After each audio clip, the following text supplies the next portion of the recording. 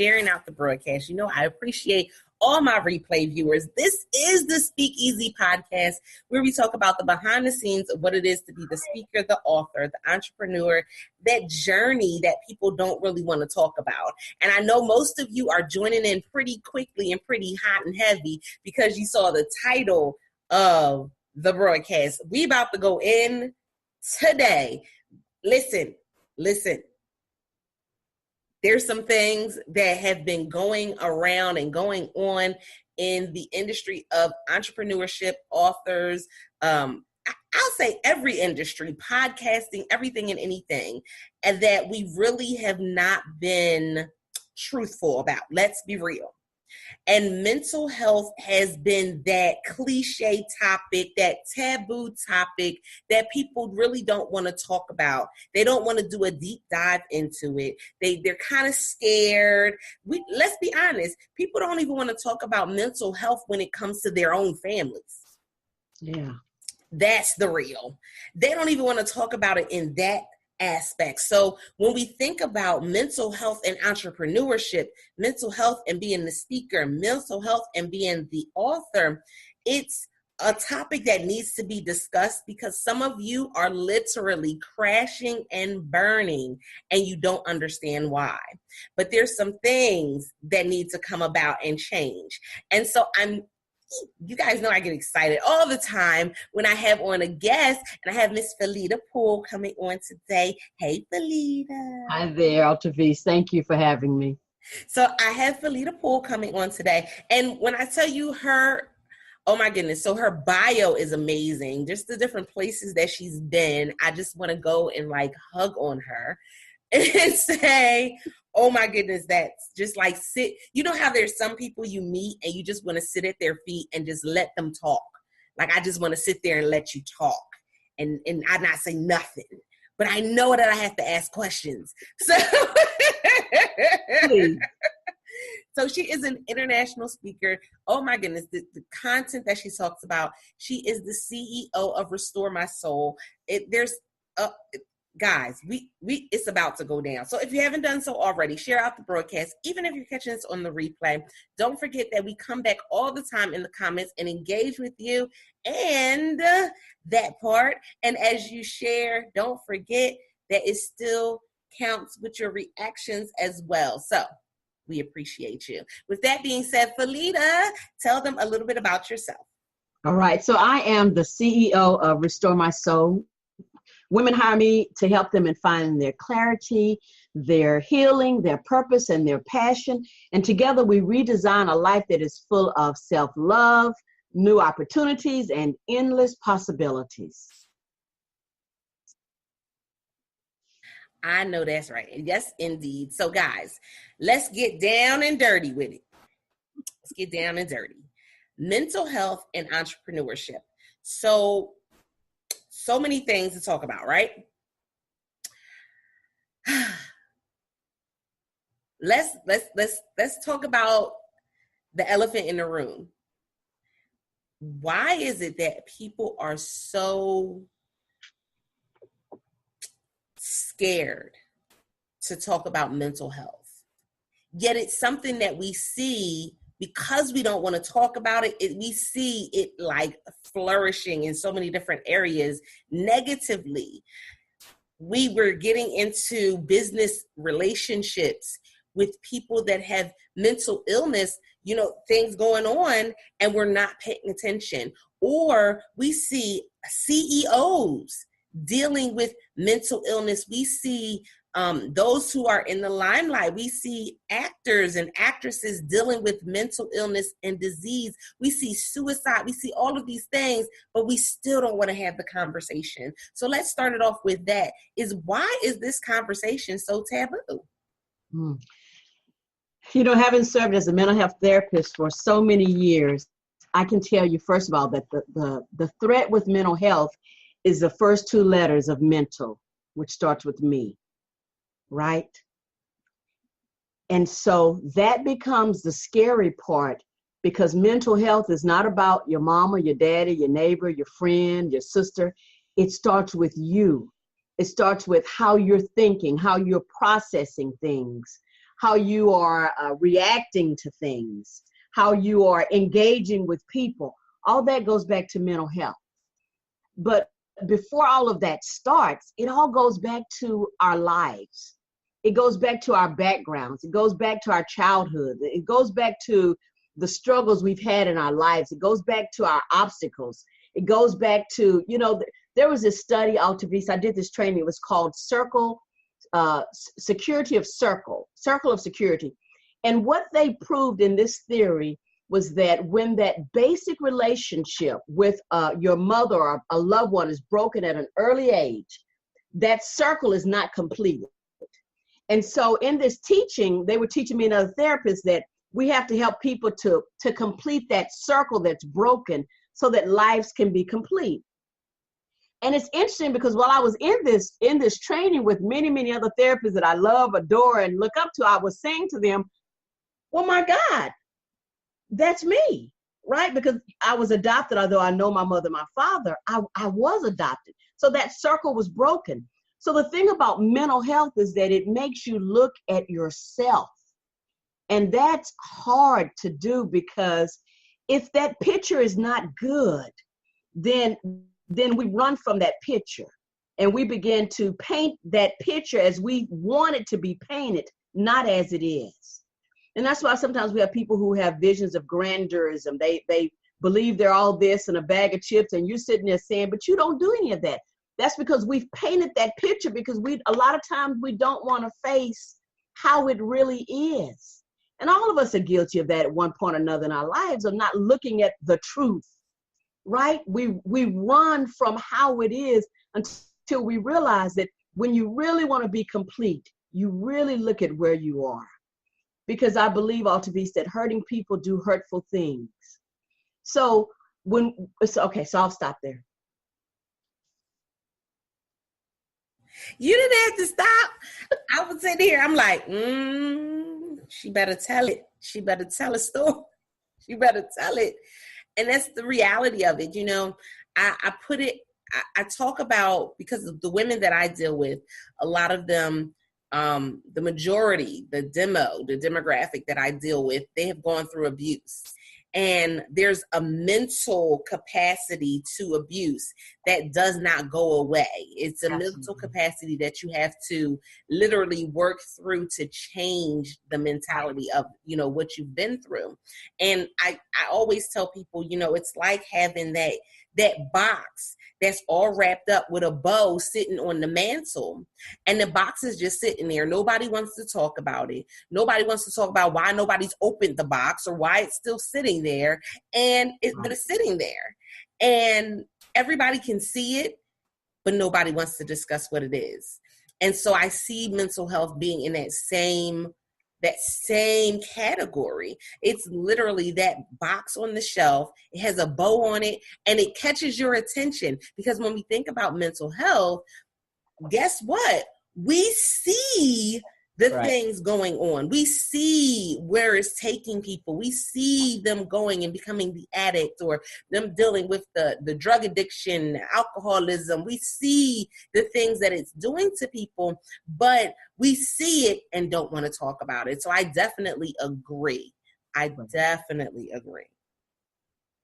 Absolutely. Man, oh man. And then when we think about it, when it comes to the entrepreneurship, can I tell y'all that, listen, y'all, we don't do our due diligence in researching people when we're going and getting into these business relationships. We don't research people.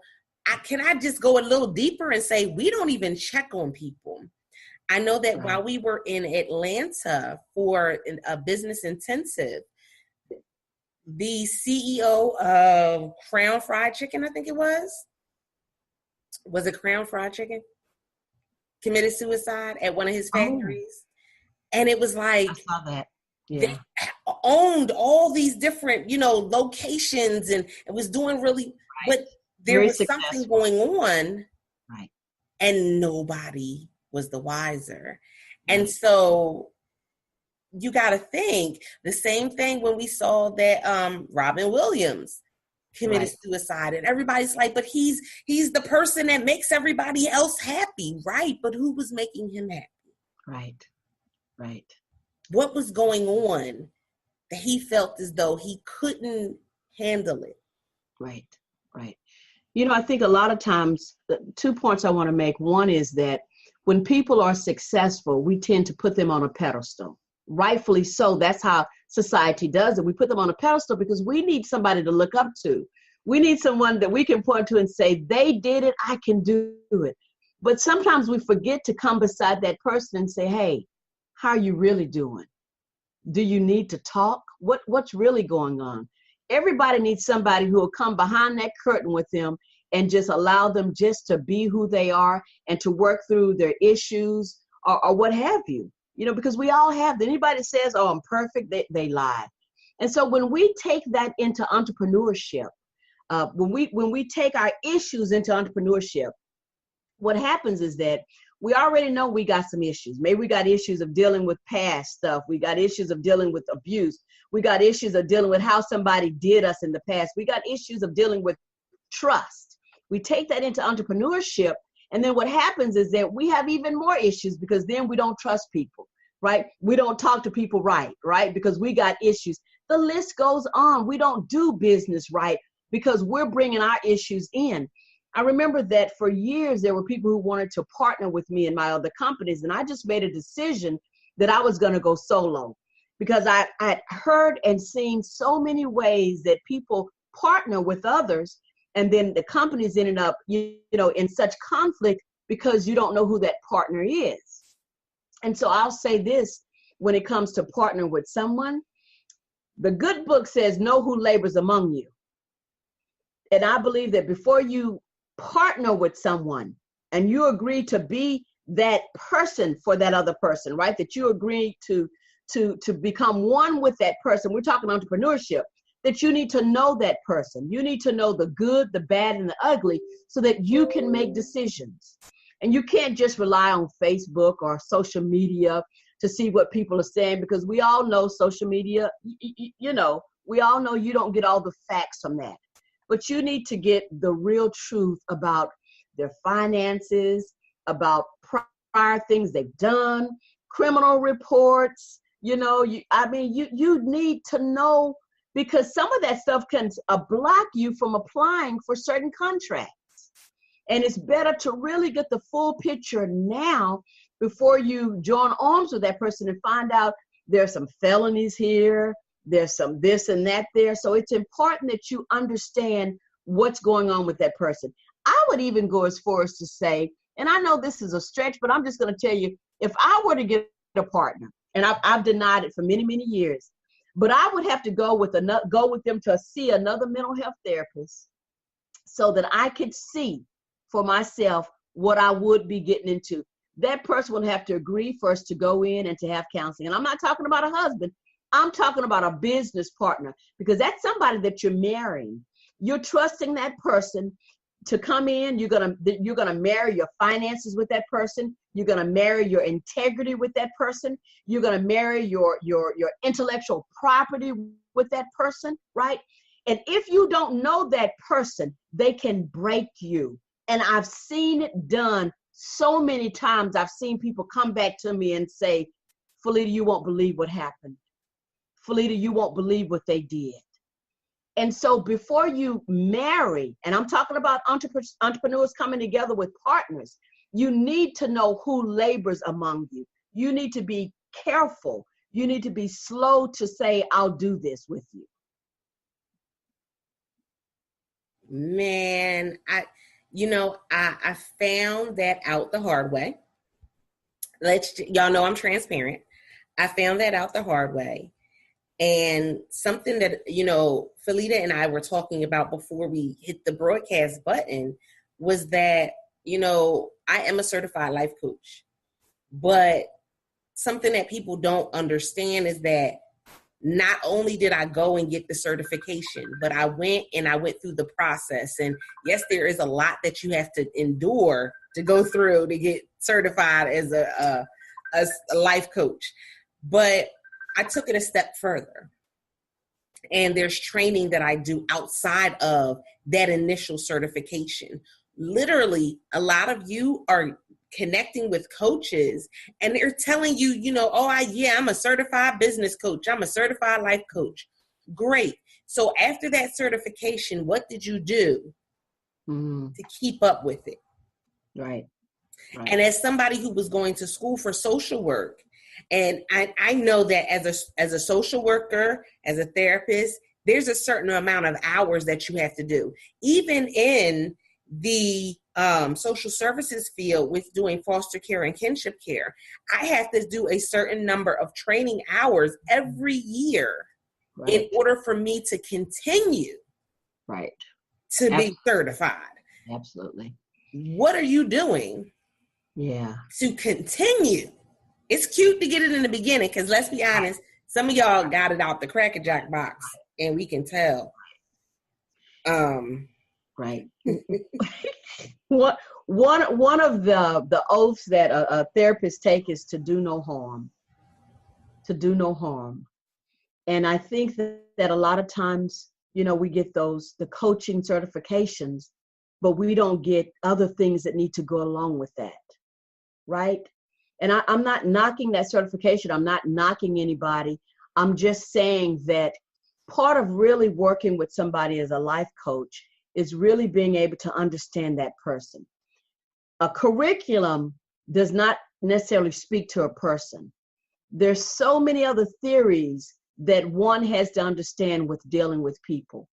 I mean, one of the most important theories you have to understand, first of all, is who you are, right? You have to know yourself. To thine own self be true is number one, because listen, what I've learned is when you're not true to yourself, when you don't know who you are, people will come along and knock you off your block just because you didn't do your homework in the beginning. But when you become clear and you get that clarity on who you are and you stand in your authentic self, right? And you know what you know because you've had the training and you had the certification, then you can stand strong. Because otherwise, you can be everywhere you turn, you're going to be saying, well, I'm this now, and I'm that now, and I'm this. And we see that all the time on people on Facebook. 1 minute they this, and the next minute they done change the title and they something. And you're like, how? What? That's because they never became clear on who they really were from the very beginning. So that's the first part, is to really know yourself. And that is a part of mental health, because knowing ourselves means we know our shortcomings, right? We know people we should work with, people we shouldn't work with. We know our triggers, right? We know things that cause triggers in us from our own childhood, because there are some people you're going to meet and they're going to remind you of somebody that you didn't like. And you're not going to know why do I not like this person? But it's because of something else that happened. There are triggers in our brain. Things are triggered because of smells, because of words, because of music, right? So when we really get to know ourselves, we understand those triggers. We understand who we are. And therefore, we stop dealing with people any kind of way. We stop just saying anything to people out of anger because we know those triggers. You right? said that. I've heard some stories. I've had a point where I've apologized to people because of things they said happened to them with others, because I felt so bad about it. Because we do have a duty to do no harm. And I'm extending that same duty to life coaches. It's to do no harm. And a lot of times we do harm. We do harm when we give people guidance, when we don't really know what we're talking about, right? We do harm when we try to get people to go down a certain road, and that is not the road for them. But because we didn't do our homework, we don't understand the strategy, or we don't understand the theory behind what we're doing. There are layers and layers and layers of stuff. And so when I say to know who labors among you, that's not just only about when you're getting a business partner. That's in selecting a coach. You know, that's in any area of your life. Before you walk out to make that decision, know who labors among you. And that's hitting on so many different points. Thank you guys for sharing out the broadcast. That's hitting on so many different points, because when we think about it, I have to know my limitations. And you have so many people that they're taking on clients because they want the money. Right. And they've seen that with this whole coaching thing, people are making money. Right. And so they're like, okay, well, people are making money with it, so I need to do it as well. Right. And they're not looking at every aspect of it. And you're right, there's so many people, you see it all across social media, people talking about how they had a bad experience with the coach, people talking about how they had a bad experience with the client, which is never something we should talk about on social media. But right. Exactly. That's what some people do. Exactly. And it goes back to, okay, did you really vet that person before you took them on as a client? Did you really vet that person before you took them on as a coach? Did you really sit down and find out what their processes were? Because some people do well with people that are that are on top of it. The people that aren't going to let you slide through, they're going to tell you like it is. But then you got other people, they need somebody that's going to hold their hand through the process, that's not going to sweet talk them, but that's not going, give them the real. Right. And so everybody needs something different. And what'll happen is you'll get into this program, this course, and then that person tells you need to do something. Oh, this is about to get good. That person will tell you need to do something, or tell you need to stop doing something. And it will trigger something in your childhood. It'll trigger your abusive father saying the same thing. Right. It'll trigger your when you got molested. It'll trigger because you'll hear a similar word or the same word, and it'll trigger that. Right. And then you can't move forward. So we definitely have to do that self-evaluation. And listen, I know we don't want to do that self-evaluation, because the reality is, in self-evaluation, we're like, oh, I'm good. I'm fine. Right. But it goes deeper than that, because I think that, when I take on a coaching client, I want to know certain things about them, right? I want to know what way do you react to criticism, right? Because we know that when we talk about life coaching, we're not always going to be able to agree with everything. And part of coaching is speaking the truth. So I want to know, what's a comfortable way? If I disagree with something that you're saying, what's a comfortable way for me to say that? So I'm going to find out. What are some things that triggers you from your past. We're going to talk about the past and the things you went through in your past, because I think in understanding your future, it's understanding the past. So I want to know, what are those triggers? For some people, if you raise your voice, not in being disrespectful, but if somebody just raises their voice, it triggers things, especially somebody who's been through domestic violence. So it's important that when we're talking, that your voice is not raised. It's important that, maybe there are certain words, some people, when they're talking, they may drop a curse word. That may be a trigger for somebody, right? So it's really about really knowing. And, for me, one of the things that I appreciate is, and ultimately, this, one of my coaches, Danielle Winningham. And when I selected her, I wanted somebody who wasn't like me. I wanted somebody who wasn't therapeutic in nature. Does that make sense? I wanted somebody who would tell it like it is. And I had watched her, and I knew that she was a tell it like it is type person. I wanted somebody who wouldn't just try to, dance around the truth. I wanted the truth. And so I selected her because that's what I wanted, and that's what I get, right? I get the truth. I get the facts. I get it's not filtered. It's here it is. And I can appreciate that because that's what I needed. And so before we go into coaching, we all have to decide, what do we need? We have to look at the personalities and say, okay, can I deal with this type of a personality, or do I need this type of a personality? All those things go into play, because once you engage in that relationship, you're in it for a while. And so it's important ahead of time that you decide on that. But we were talking about entrepreneurship, and we were talking about mental health also, right? Because some of the things that I've heard over many, many years is that people join up with others, and they choose to become partners and then things go really, really, really bad. And so my question is, what do you do in advance to make sure that whoever this person is that you're courting, right? And I mean courting business-wise, that you know all the facts. What can you do to make sure you're making that right decision? Because see, that decision affects your family, it affects your well-being, it affects the progress of your company, it affects your mental health. The list just goes on and on and on. And I think it's just so important that not only do we do our due diligence, but that with this partner, you set aside time where y'all do some interpersonal training is what I call it.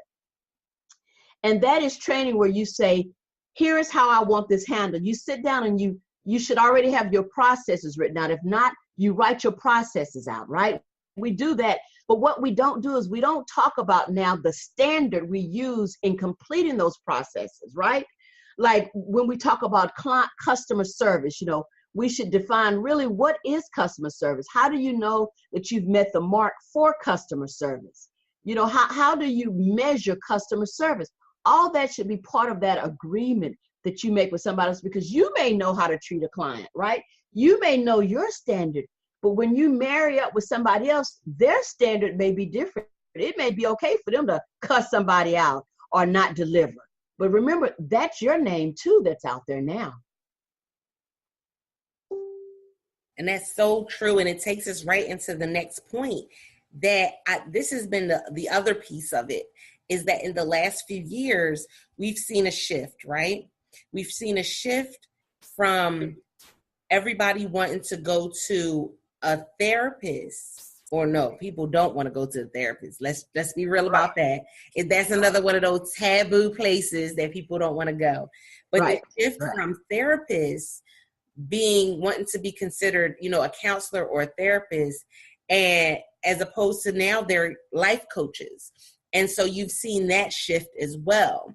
And it's interesting because I feel as I was on an interview and I had somebody ask me, when do you refer people out? Like, what does that look like for you? Do you refer people out, or do you just try to help them, until you can't help them no more? And I said, that does a disservice for my client. And that's where my social work background, that's where the social services and foster care background comes in. That's where all that training comes in, because I'm not just looking at them as a dollar sign. Right. I'm looking at them as their well-being. I'm looking at them and saying, what is it that they need? So that shift from life coaching to counseling, or which is better, or, which is more prominent. I think people like the idea of saying, I went to a life coach, as opposed to saying they went to a counselor. But if your life coach is a certified life coach, then it's very similar. Mm-hmm. It's very similar. Yeah, absolutely. Because the bottom line is that when you leave, you're supposed to have a better understanding of yourself, deeper understanding of yourself. You're supposed to gain your clarity, your vision. You should know your purpose, your passion. When you finish with that coach, you should be walking in the direction of your passion, right? And I think a lot of times, maybe, I know for me, a lot of people felt that talking with a mental health therapist was threatening, because because many times mental health therapists, because of the training, we can see the I don't want to call it BS, but I don't know a better word. But you're able to see the games people play, right? You're able to see the facade. You're able to see all of those things that people come with you, hoping that you'll buy into one of them. You're able to see that.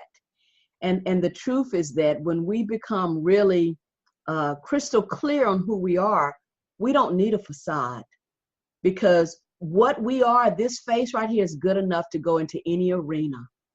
This heart, this face can stand up in any arena. Whether you like me or not, I'm going to stand as I am. Whether you're slandering my name, I'm going to stand right here as the same person, because I will not change. And so that's the thing about counseling, even about life coaching, is we're supposed to get that clarity. We're supposed to give that to you. That's supposed to be our gift to you, is that clarity on who you are, that clarity on where you're going, and that clarity on your potential or your greatness. That's so true. And I know that when we think about all that we do, for those that are counselors and therapists, for those that are life coaches, all that you do in this process, in this journey with this client, there's a flip side to it. Because yes, there's things that you as the client, the customer, that you should be doing before you reach out to us. But there's things that we need to do as well. So let's talk about it. Because I hear all the time complaints about this therapist or that social worker or this or that. And it's interesting. Right now, I live in a very small town. And in my very small town, the social workers here maybe have a caseload of about 25 children. But I came from Philadelphia, where the caseworkers there would have a caseload of about 100 children. Mm-hmm. And so what stresses them out here, they wouldn't even be able to handle in Philadelphia. My God. But this is also an industry where there's a very high turnover rate. Right. Same here. Absolutely. Very high turnover rate. And people always think, you look at a life coach or you look at a therapist and you immediately think they're supposed to fix me. And we come into it with that wrong perception of what the therapist is supposed to do or what the life coach is supposed to do. And then we as the coach, we as the therapist, we as the counselor, we have to know when to turn it on, when to turn it off. So let's talk about that, because burnout is a very real thing. Oh my and God. Even though as a life coach, I'm an entrepreneur, that makes it even easier for me to get burnout. Right. Because and go ahead. The thing about fixing people is that we can't fix people unless they want to be fixed, right? And the word fixing people is probably not the right word, but we help them, right? But if people don't want to be helped, you can't help them. And what you see a lot of times, and I've seen this done so many times, I'm so used to it, is that when people are not ready to face their demons, their reality, then you become that bad person. And they begin to slander you, and they begin to turn on you, and they begin to do all these kind of things to make sure people think that you're not good in your profession. But the truth, and that stuff doesn't move me. I've been in this arena for so long until it doesn't even move me. What moves my heart is the fact that inside of every individual is the potential. Regardless to the past, regardless to where you've come from, I see potential in you. It's like I have another eye right here.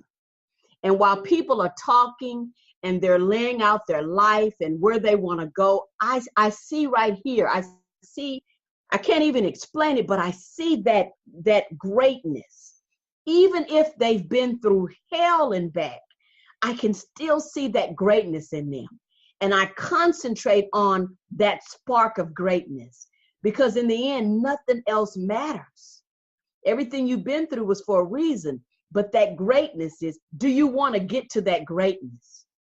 And a lot of times people want to waddle in, well, he did this to me and she did this to me and my mama did this and my mama did that and my daddy did this, and they waddle right there, and they don't want to march toward that greatness. No matter how much you try to push them and you try to say, man, I see something. I see that you can overcome this. It doesn't matter. And so I say that, I still go back, I'm saying this to say that in deciding the entrepreneurship or the life coaching, we have to be crystal clear on who we are as a person. First of all, we have to be clear, and we have to know who we are mentally. We have to understand who we are socially. We have to know who we are economically. We have to be unwavering and unchanging with each client, right? But we also, Altavish, you said it, that we also have to be absolutely honest with that client, because we can't help everybody that's sitting before us. We can't help everybody that enrolls in our program. And I my mama used to say, all money ain't good money. And I learned that a long time ago, that just because you got the money to pay me doesn't mean I need to take your money.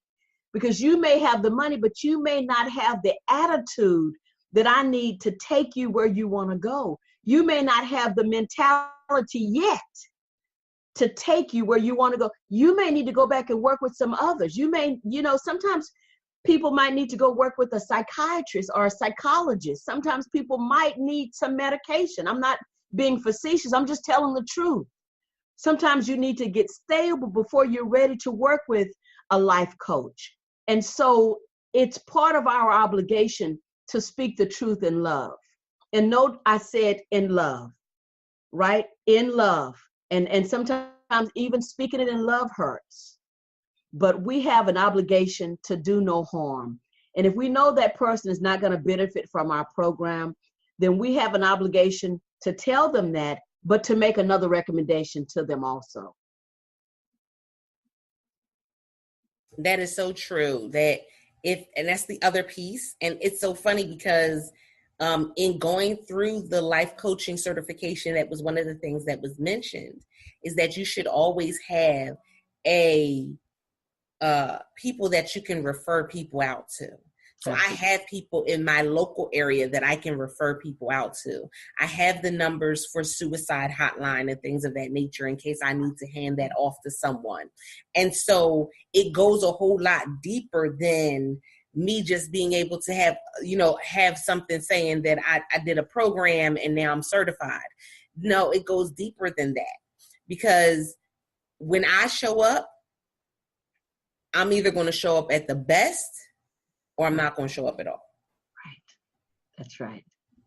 I can't allow you to just kind of weave through and kind of slip through the rails in my path, in my journey. I can't allow people to come into my path and then they slip through the rails, and then later on down the line, I'm like, oh, I wish I would have did this. I wish I would have done that.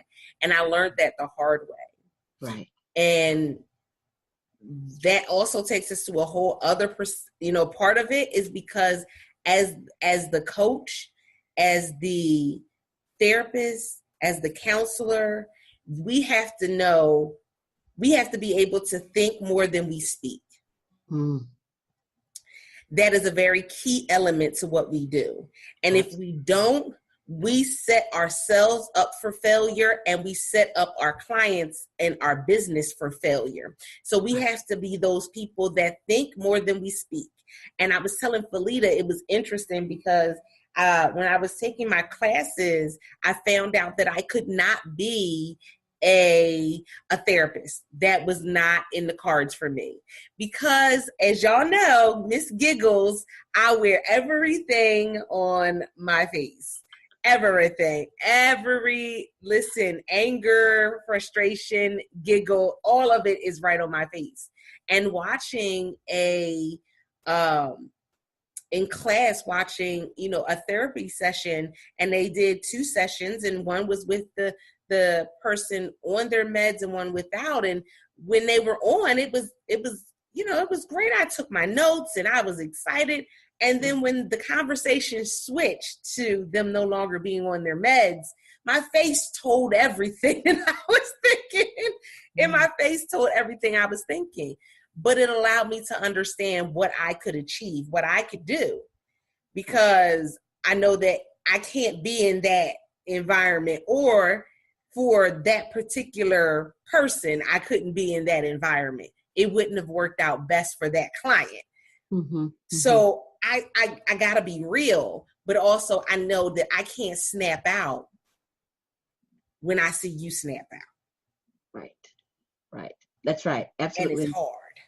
You hit a very good point, and that is that we think more, we listen more than we talk. And let me explain why. Because even as a life coach, I can see that greatness in you. I from the moment that we meet, whether it's virtually or it's in person, I'm looking for it. As you're talking about your life, I'm looking for that greatness, right?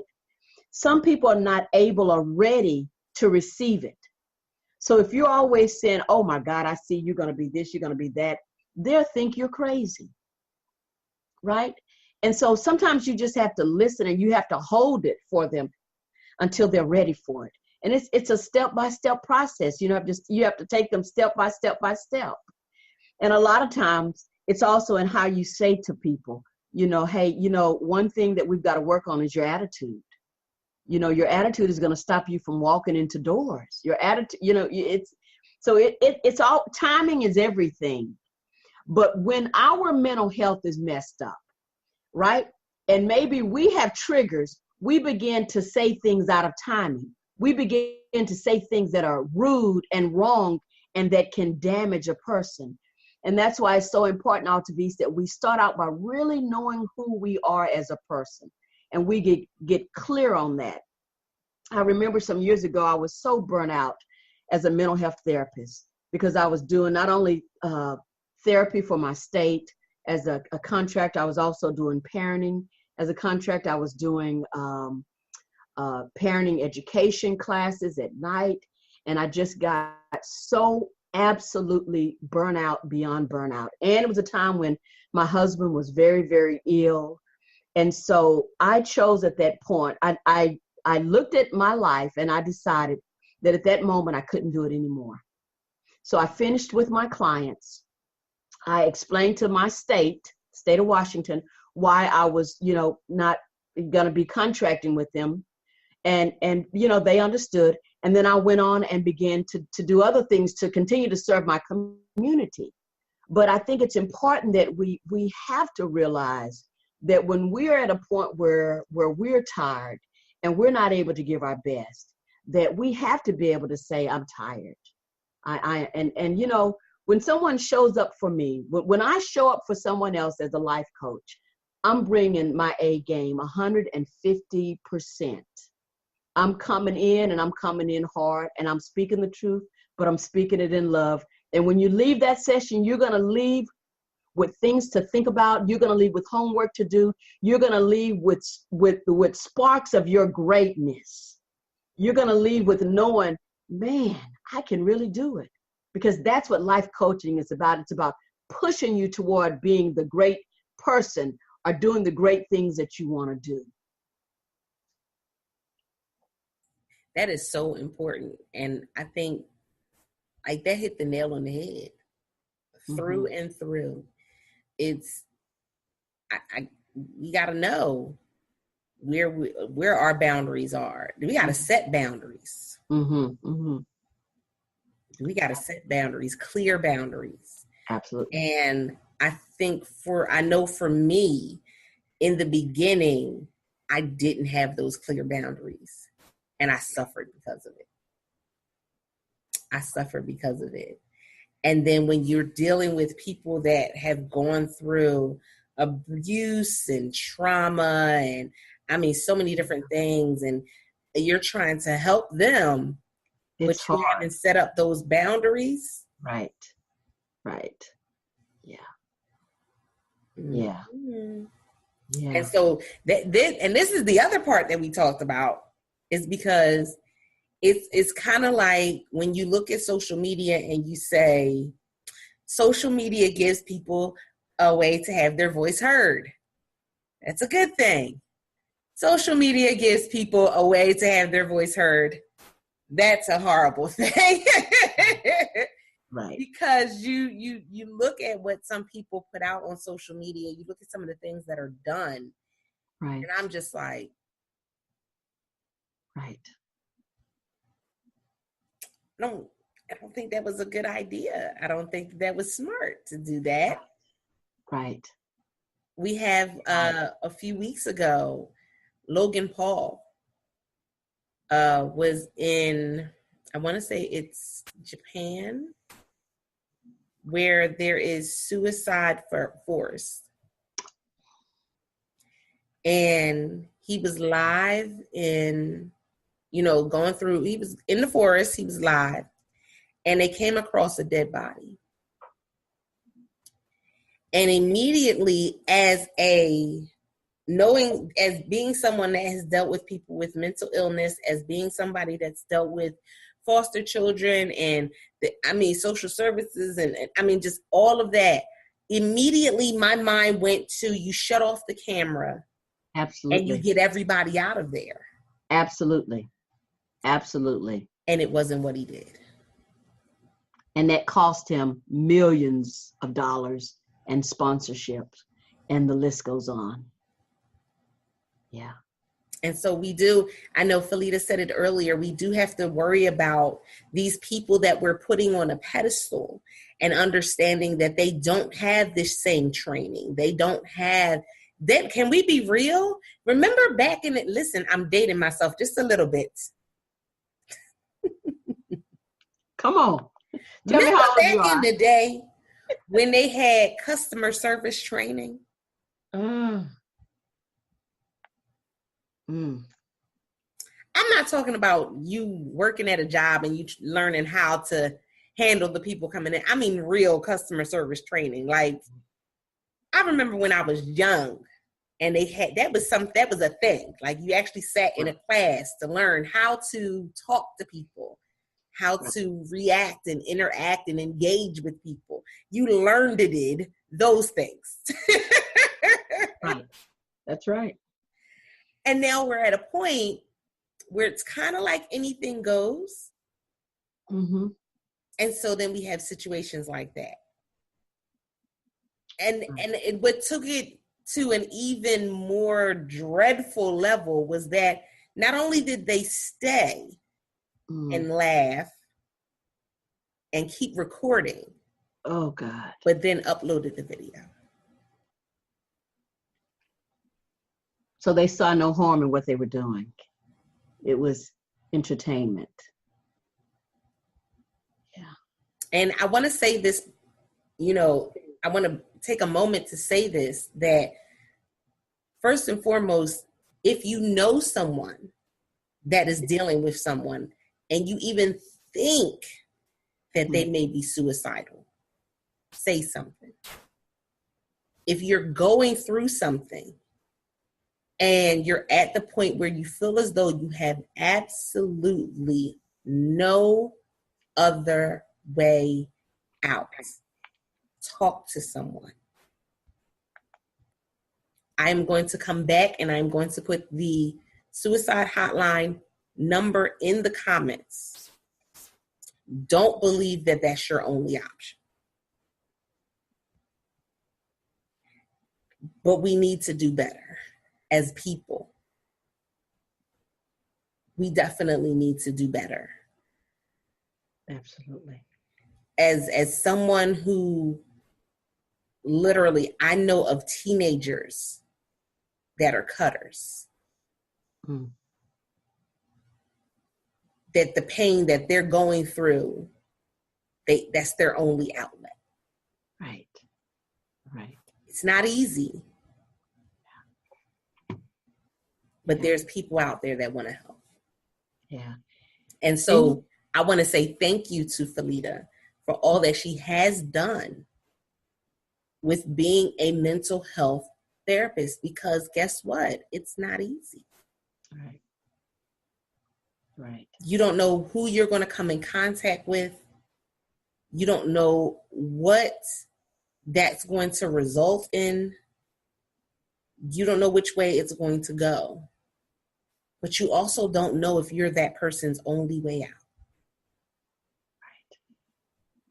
And so anyone that deals with mental illness, be it social services, social work, therapists, counseling, life coaches, if that is something that you deal with, please, please, please have something in your plan where you can detox everything that you've gone through in your day.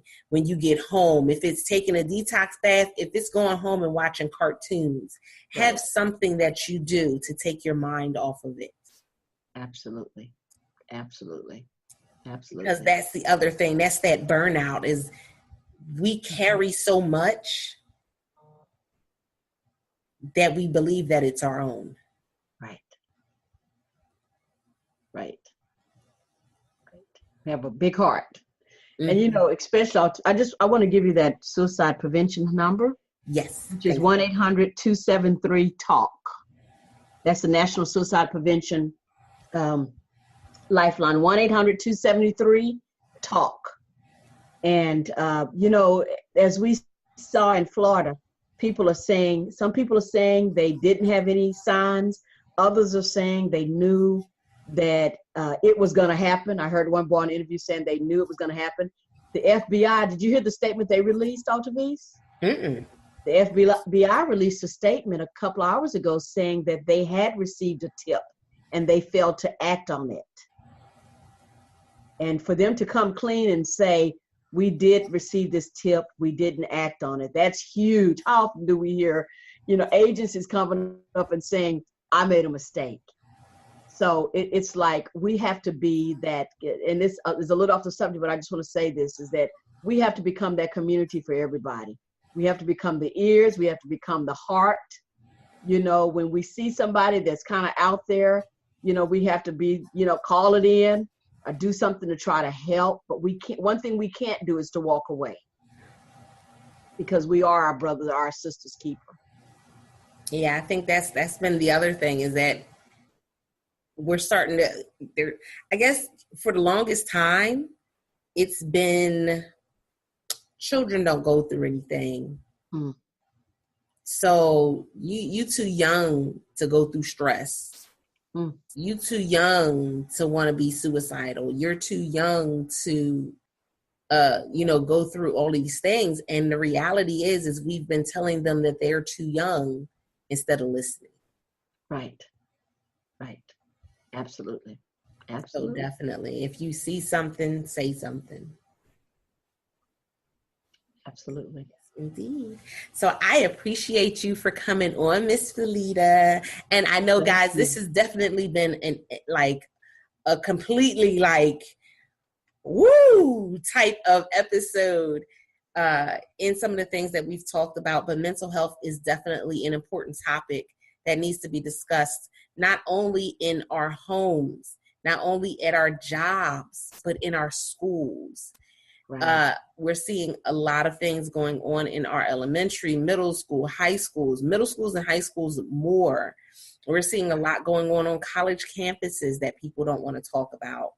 And if we have those tough conversations, then maybe we can stop some of these tough incidents from ever happening.